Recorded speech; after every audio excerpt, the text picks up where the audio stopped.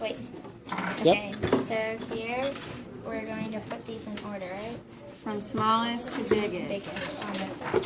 So we have these three fractions, 3/5, 1/4, and 2/3. And the easiest thing to do is to make the common denominator, or the bottom number, into 100.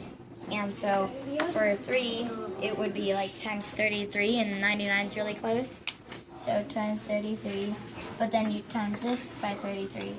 So instead, 66. you would turn this into 66. And this would become close to 100. So let's just say 66 hundredths. Okay. So you change this by 40, you multiply it by 25, and it becomes 100. And then 1 times 25 is 125. That's 1/5. Okay. And 3/5 times 20 is 100. So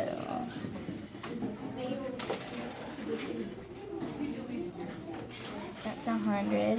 And this gets times by 20 by the same number as the denominator, and it turns into 60. So now we're going to put them in order. So we know 60 is bigger than 25. and 60 is smaller than 66.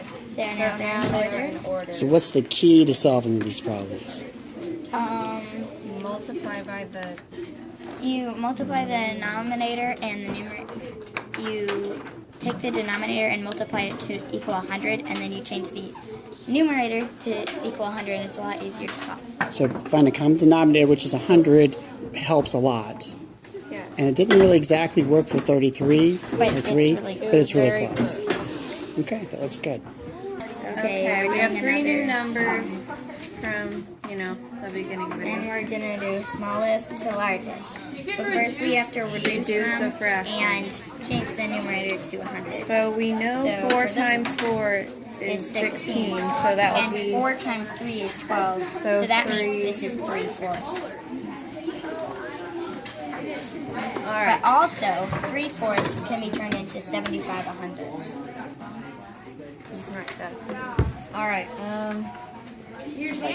These are a little different. Do you want to make these common denominators? sure. You multiply... What do you want the common denominator to be? What can that be?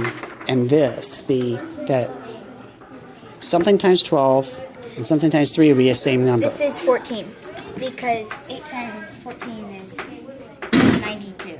Oh, well, don't you think you can turn this common denominator into a 24? And this could be, because both 12 and 8 go in the 24ths. Oh, you're trying to do hundreds. Okay, I see. Okay, so... 8 would be 96, right? Yeah. Okay, do that then. Okay, so times 8, and then this gets times by 8 too. So it turns into 5696. So you're going to do 56 hundredths? You could round that to 100 Okay. to make it easier. And less complicated.